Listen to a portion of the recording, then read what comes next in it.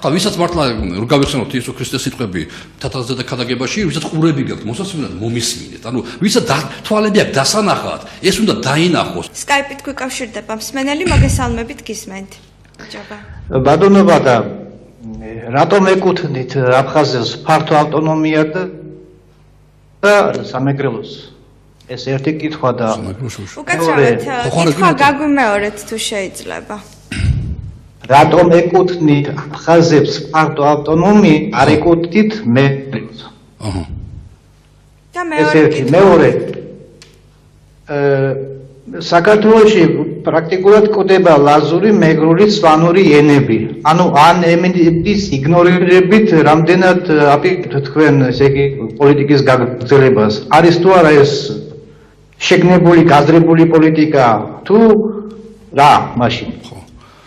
დიდი მადლობა. რა შეიძლება საქართველოს ტერიტორიაზე ყოველთვის საბჭოთა პერიოდში აფხაზებს ჰქონდათ ავტონომია. ამიტომ რატომ ეკუთვნით ცოტა არ იყოს დღეს ამის კითხვა ცოტა არ იყოს უცნაური დასასმელია, იმიტომ რომ ჰქონდათ ავტონომია და მე ვთვლი რომ მათ უნდა აღუდგეთ ის ფორმა რაღაც გარკვეული პოლიტიკური რაღაც შემოფარგლობისა, რაც მათ ჰქონდათ რაღაც და სამეგრელოს არ ქონია არასდროს და კითხვა არ დასმულა, არასდროს არ დასმულა ეს კითხვა, ეს აბსოლუტურად ჩემთვის გაუგებარი კითხვაა. მე ძალიან ხშირად მიწევს ყოფნა სამეგრელოში, ზუგდიდში და ბედნიერი ვარ, როცა მაქვს საშუალება და ქუჩაში გავევლი, სულ მესმის მეგრული საუბარი, განსაკუთრებით ამ მუზეუმის შენობაში, მეჟულმე ეზოში შვენიერი ეზოა და დავსდები და ახალგაზრდები დადიან და ლაპარაკობენ მეგრულად და ერთი სემონება, ამის გაგება და ქვია ამის გააზრება რამდენად დაცულია მეგრული ენა, სწორედ და ყველგან არის ეხება არა მარტო ზუგდიდის რაიონს, ეს ეხება სენაკში, სოცავარ, წალენჯიხაში, ყველგან სადაც კი მიწევს სამეგრელო სამ რაიონებში ყოფნა, ყველგან ეს ცალსახაა და ამიტომ მე ვერანაირად ვერ დავეთანხმები. რა შეიძლება ლაზურ ენას,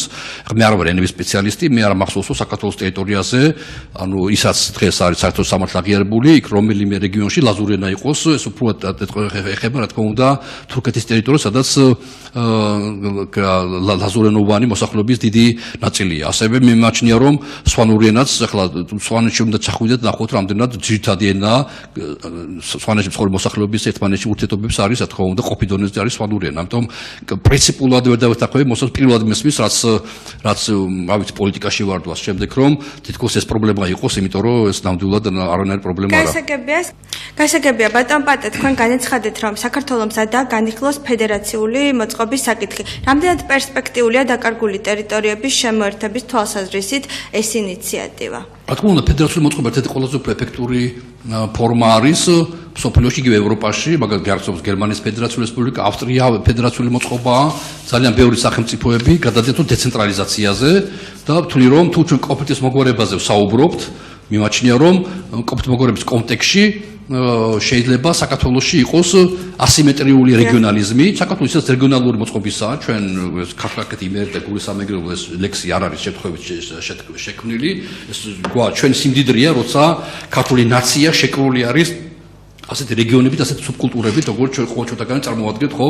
ყოველდღიურად ვართ რომელიღაც კუთხის წარმომადგენელი. ამ ფონზე რეგიონალური ასიმეტრიული რეგიონალიზმი იძლევა საშუალებას ამა თუ იმ რეგიონს კონდეს სხვადასხვა სტატუსი. მე მიმაჩნია, რომ კონფლიქტის მოგვარების კონტექსტიდან გამომდინარე, დადგება დრო და ეს არ არის ჩვენი დღევანდელი დღის ამოცენა, დადგება დრო, რომ შეიძლება ჩვენ ამ მიმართულებით კონდეს გამოსავალი. მე როგორც საავსფერო სპეციალისტი და ექსპერტი მიმაჩნია, რომ ეს იქნება ერთ-ერთი საუკეთესო გამოსავალი, ერთ-ერთი გამოწვევა, არა ესეთი მძაფრი, როგორც ეხლა წინა კითხვაში აღვნიშნეთ, მაგრამ ერთ-ერთი გამოწვევა ევროპის არის სოციალური სეპარატიზმი. მსოფლიოში არსებობს, ევროპაში არსებობს საკმაოდ რამოდენიმე კერა სეპარატიზმის, ეს არის კატალონია, ეს არის ბასკეთი, ეს არის შოტლანდია, ეს არის პრობლემები ჩრდილოეთ ირლანდიაში, ბელგიას თავის პრობლემები აქვს, პალესტინაში ვხედავთ როგორ მიმდინარეობს პროცესები. ანუ მსოფლიო მიმართული ეკეთკენ კოსოვოს პრობლემები, რომ ჩვეუთ კვიპროსი მიმართული ეკეთკენ, რომ მეტნაკლებად მოახდინოს დეცენტრალიზაცია და გარკვეულწილად მხარევს მეტი უფლებამოსილები მისცეს. და ჩვენ არავინ ხელზე თავს არ გადაგვისვევს და არ გვეტყვის, რომ ციტად თქვენ იყავთ უნიტარული სახელმწიფო და როგორც გინდა მოაგვარი სიტუაცია აფხაზეთ ოსებთან და ჩვენ კი აქ ჩვენ ხალხს მივცემთ მეტ უფლებამოსილებს. ამიტომ საჭიროა ჩვენ ჩავჯდეთ იმ ევროპულ კონტექსტში რაც ევროპაში არის. და ვაჩვენოთ მათ თუ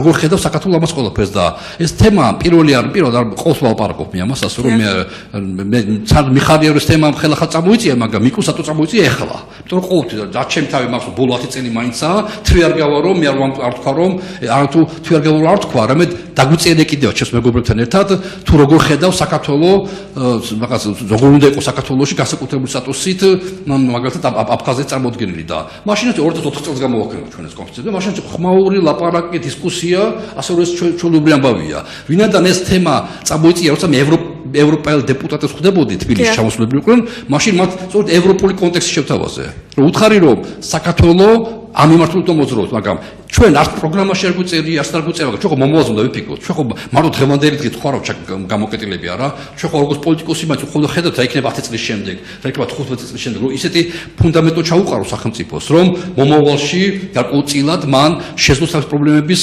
მოგვარება და დღევანდელი პრობლემები არ უნდა დაუტოვოთ მათ. ამ ფონდიდან გამომდინარე მე მეჩნია რომ ევროპული მოდელი ფედერაციული მოწყობისა აფხაზეთთან მიმართულებაში მე მგონი რომ საკმაოდ ნორმალური იქნება. თუმცა ეს არის მომავალი საქმე და არა დღევანდელი დღით. თქვენ სამინისტროსთან დაკავშირებით მინდა გკითხოთ 2015 წელი მინდა შეაჯამოთ რა გააკეთა შერიგებისა და სამოქალაქო თანასწორობის საკითხებში საქართველოს სახელმწიფო მინისტრის აპარატმა თუ შეიძლება ჩვენ გვეხება გარდა ოკუპირებული ტერიტორიებისა ეთნიკური უმცირესობების ვიზა ლიბერალიზაციის კონტექსტში ჩვენ დავალებული ქონდა გაგვეკეთებინა სტრატეგია 5 წლიანი სტრატეგია ეთნიკურ უმცირესობებთან მუშაობისა მათ ტოლერანტობისა და შემწყნარებლობის რაღაც გარკვეული პოლიტიკის განხორციელება სტრატეგია გავაკეთეთ 17 აგვისტოს დავწერეთ ეს და ამ ესეთი როცა ჩვენ ნახავთ ამ ვიზა ლიბერალიზაციის ფორმულირებაში რომ საქართველოს სწორ ნაბიჯებს გავს ეთნიკური უმცირესობების ინტეგრაციის მიმართულებით სწორედ ეს უკვე ჩვენი სამსახურის აღიარებაა ასე რომ ამ მიმართულებით გვაქვს უამრავი წარმატებები იგივე განათლების სფეროში განსამინისტრო აკეთებს მაგრამ ჩვენ ვეხმარებით იგივე უმცირესობების საკითხებში რათა მოხდეს მეტი რაღაც გარკვეულწილად რეფორმების თუ რაღაც პროექტების განხორციელება ასე რომ ჩვენი მთავარი ამოცანა არის ხელი შეუწყოთ სამშვიდობო პოლიტიკას მდგრად განვითარებას, რათა მსოფლიოში და საზოგადოებაში ჩვენთან და აფხაზურ საზოგადოებებში შევქმნათ განწყობა, რომ საქართველოს სამშვიდობო პოლიტიკა არის შეუქცევადი და მასზე შეიძლება დაშენდეს სერიოზული სახელმწიფოებრივი პოლიტიკა, რაც არის საბოლოოში მიგვიყვანს შერიგებამდე და რა თქმა უნდა იმ სახელმწიფო მოწყობამდე, რომელიც მისაღები იქნება ქართული ოსურ და აფხაზურ საზოგადოებებისათვის.